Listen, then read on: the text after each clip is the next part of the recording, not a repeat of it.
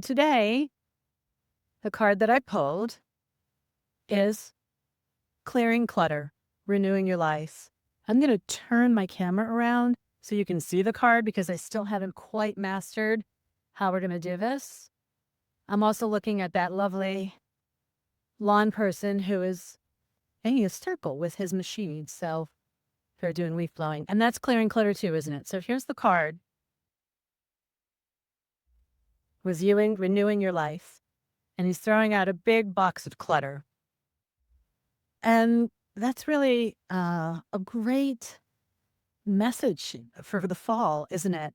We do lawn cleanup. We clean our yards. We clean our closets. We change our clothes out. But of course, this card is speaking to clearing the emotional clutter of your life, the mental clutter of your life, even the spiritual clutter. It's pretty noisy out there, yeah? A lot of distractions. Ironically, even this video might be a little distractions, but hopefully a good one.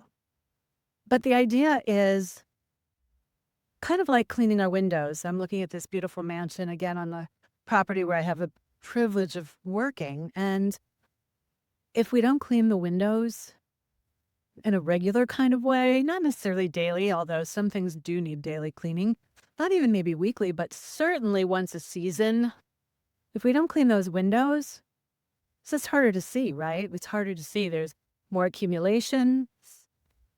The more buildup, the longer we wait, the harder it is.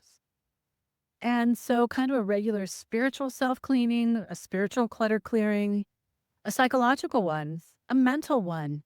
There are times of year where mental energy is a lot more active. We're now in a period where a planet, Uranus, which brings a lot of electrical energy, is now in an air sign, a Gemini. And that's the thoughts that we think and choices that we make. Gemini is a dual sign. So the sign of the twins, it's this and it's this. We want both at the same time. And that's a lot, or can be a lot. So our minds can be busy.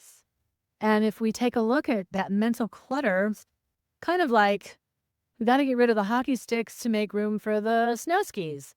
We have to clear out the tennis rackets to put in our snowshoes. However you want to look at it.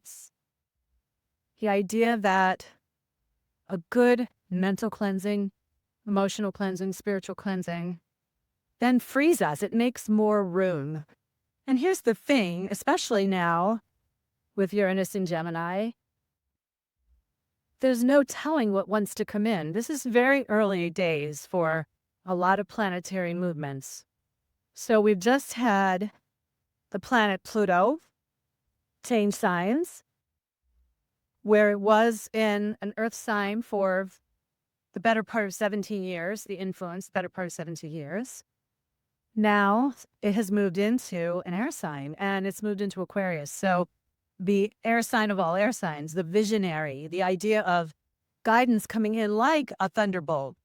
Uranus is the planet of thunder and unexpected things happening. Expect the unexpected is the mantra for Taurus. The mantra for Uranus. Uranus was in Taurus for 7 years. But Uranus is the modern ruler of Aquarius, where Pluto just came in. So we've got this excitement of Uranus meeting up with Pluto in a particular kind of dance where one is potentiating the others. And that dance can be electric, but it can also feel like what happened back in Italy in the Middle Ages when there was literally an illness that went around called tarantulism, if you can believe that, tarantulism. It was named after the tarantula spider.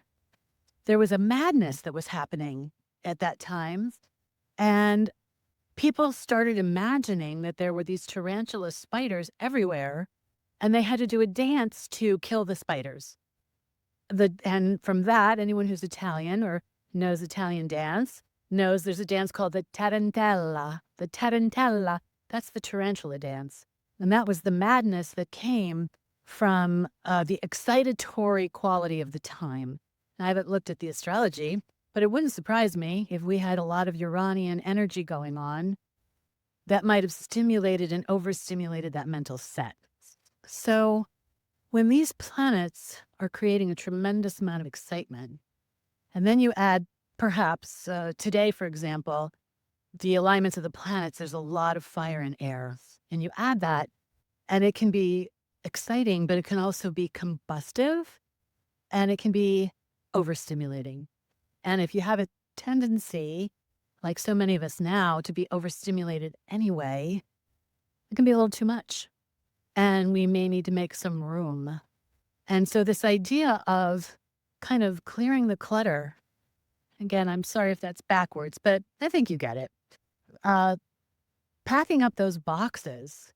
And, we can do it like we do when we're moving house or getting ready for a yard sale.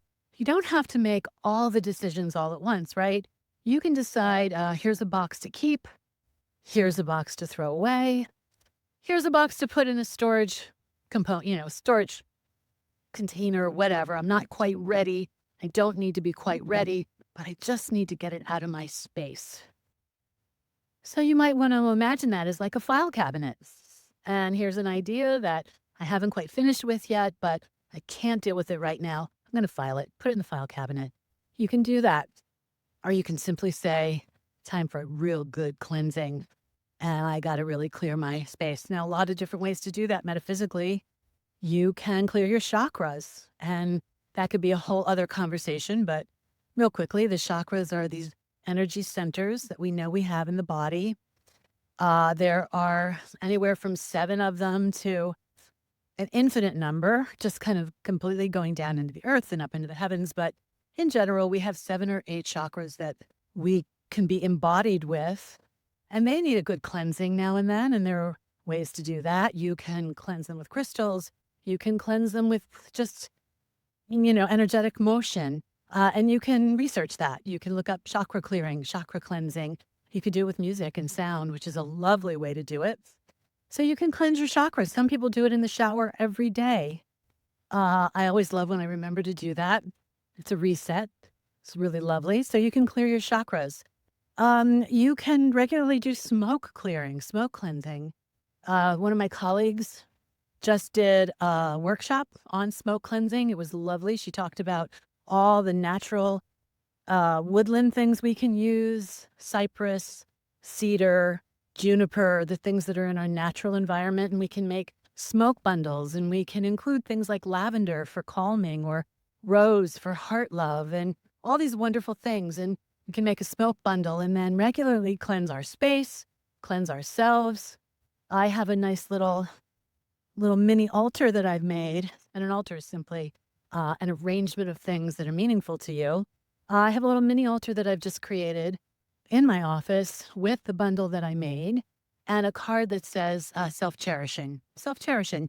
So for me, when I clear clutter, it's to make room to cherish myself, something that it helps me to remember I want to do on a regular basis.